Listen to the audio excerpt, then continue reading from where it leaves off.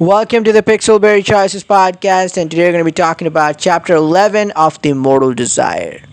So, this chapter, before that, let's just recap what happened. We were about to be executed by Lewin and Astoria, our mom and our main character, but then someone came bearing the news that a Venendi hunting party has been attacked, and then just chaos and whole fighting scene erupts there, and then we take the opportunity. Gabe escorts us outside alongside our mother. Seth takes our mom to a safe place outside the town, and we go after the place where the Venendi hunting party members have been killed, and we find Cass. We understand everything, and now we know that our covens are not our, but the Venendis and Clement, the covens are fighting against each other, and we heard some of the Venendis. They even don't trust Cass. So if we go back, Gabe and our main character are bound to die, and the same thing can happen with Cass. So we'll have to go after the trail of the attackers, after these some superpowered zombies by ourselves against the enemies, the three of us. So we see the chapter, we are going, and we sort of understanding what this could mean, what changes this could bring, and what dangers could lie ahead. But Gabe and Cass are determined, and so are we. They have superpowers, but we have determination, and that counts for something. And then we talk that if we are going to go after this, so Gabe or Gabrielle or Gabriella, they sort of trace this trail of the enemies, and we see that we have to cross the ley line. So remember that the ley line is the line where the vampires can roam without any fear of sunlight or anything, because beyond this ley line, sunlight will be really dangerous, and sunlight poisoning can be a real thing for the vampires. But Cass and Gabe are ready to take the gamble, and they will go beyond this ley line to catch the enemies. And we see, even when we step outside the ley line, we realize that how protected we were under the ley line, inside the ley line, because when we go, we see the cold, the freezing environment against our skin. You do realize how we were protected under the ley line. So as a human being, even you can feel that. And it was night, so it was no problem for Gabe and Cass, but as the morning comes, there will be problems. So we just continue through this. And throughout this chapter, we see some banter between Cass and Gabe and our main character, and sort of how the main character is sandwiched between the two, and sometimes they have some snarky exchange remarks and some banters, and we just laugh even in this dire situation. And Cass says at some point that this is their fault, and this, that, Gabe is the protector, back and forth. You can flirt with them, romance option, jealousy, love while exploring. So this is pretty much everything that's happening in this chapter. Beyond the ley line, we see a cave, and the cave is ancient, and as per the stories and what Gabe and Cass tell us, we know that it's a cave in old times when the vampire hunters on the loose. Vampires used to hide here. So we see Cass and Gabe debating who owned this place and who it belonged to. So each kept saying that their vampire coven was the leader or was the founders of this cave, or who took shelter here. So in a diamond scene, we can go in and confirm it for ourselves, like who it actually belonged to. And when you go inside, you see the cave for what it really is. You see all the carvings and sort of paintings and things on the walls, and we see the notorious and the inhuman ways the vampire hunters basically tortured and killed the innocent vampires, and our stomach just turns at the sight of this. So, and we just go on, and if you take the diamond scene, you will also get a lore and a talisman. So we see all the talisman pictures, and there was another talisman hidden there with a note attached to it. So we sort of see the old saints in the old times the vampire hunters, and there's a one person who was also a vampire, and this this certain person, once when the vampire hunters were drunk, he just charged and stole all the talisman and hid one of them inside here because it is super dangerous. So this is basically when you press it, a needle comes out, and this needle can be not can but it is poisonous and it can kill your enemy. So he hid this and took all the other talisman to his coven, so his coven mates can study this. So we don't get any information about his coven because we think that this coven could be related to the new coven we're guessing is suddenly out and killing our coven mates. Irrespective of that, we see the new power of our talisman, and then we leave the cave, and we are just traveling through, and the sun comes up, and we are keeping on going. Cass and Gabe, they're determined to go on, but soon they lose their energy. We see the sun poisoning, and suddenly a bear attacks us, and Cass and Gabe respectively one by one try to defend us, but they fail. So we will have to use our talisman, and we will keep them safe. We'll scare the bear away, and then let me know what happens if you don't have the talismans. How does it go?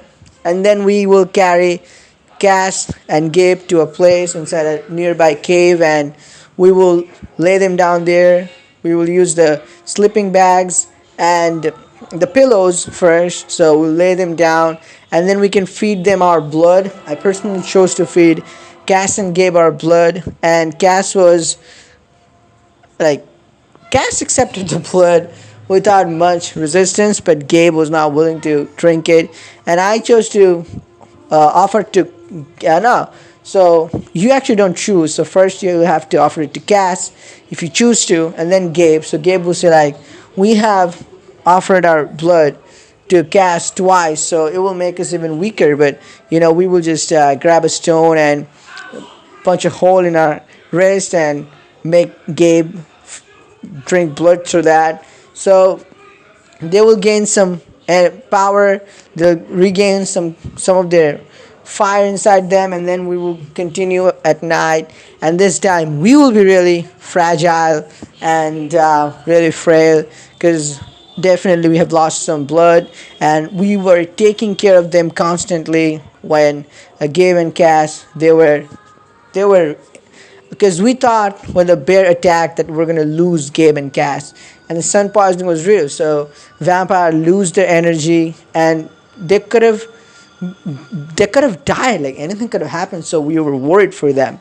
And then we just say, Cass and Gabe, they say we should just have a camp here. So, and we were freezing and we're literally shaking because of the cold.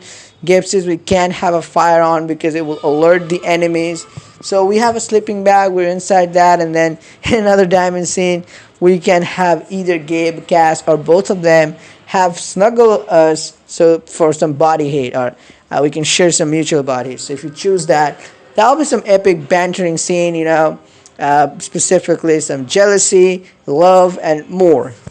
So I chose to have both Cass and Gabe, so you'll be sandwiched between them, and both of them will be fighting against each other. The banter, jealousy, and we will share some moment with each of them, and one will get jealous by others' possessiveness, but they will still be on our both sides, but we'll tell them that we want them here. So we actually are being affirmed that we will have to choose between one of them, but we are unable to choose if you choose both of them. But they will say like, this is probably not the time because you're on another mission, so you'll have to wait. You're choosing. But that's pretty much what happens, and then we are relaxed with both of them by our side, and then suddenly when we're sleeping, our sleep breaks, and we just hear some noises, and Cass tells us to shush because there's some noises outside, and it's probably the noise of the enemies, and they're here. So seems like we have spotted the enemy, but the question is, have they spotted us? So we will see what happens in the next chapter. So here's the thing, like you guys have said, Bloodbound was also a vampire book, but it had 3 books. So the pacing really didn't matter, even though it was a good build up, and 3 books really did it justice. But Immortal Desire, I would say, I don't know how this book is gonna get its justice because we are 11 chapters in, and this is a standalone book, which is a big blow to its face because how the pace of this book is and how things are going. In one book, I don't know how they're gonna wrap it up. We don't know who the villain is. We don't know. We kind of can guess the main plot. We have 30%. We have been exposed to the plot 30%, but we don't know nothing about the. We don't know anything about the 70% of the plot. But the main thing here is that there's a vampire. Someone, the cities. Here are vampires with humans, and 2 hot vampires are after us, and 2 more older hot vampires are after our lives. So that's pretty much all.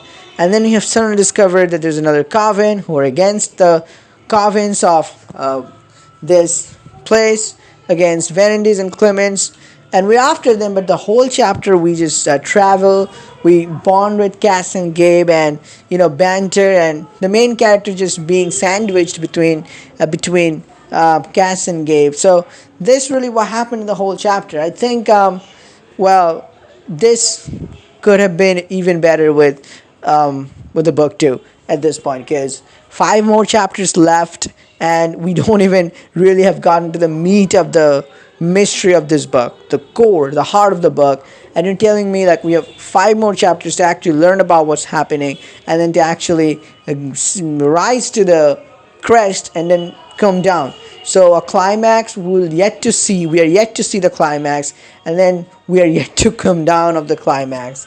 And 5 chapters for that. I don't know how they're gonna do it.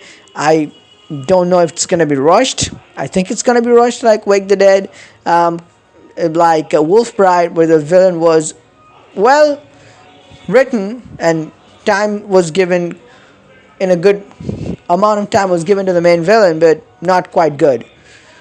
And like Foreign Affairs, like Distant Shores, it's gonna be incomplete somewhere. Like Nightbound, like you know everything, but still you have a feeling like you don't know some things. So I don't know how it's gonna go on, but this was some chapter.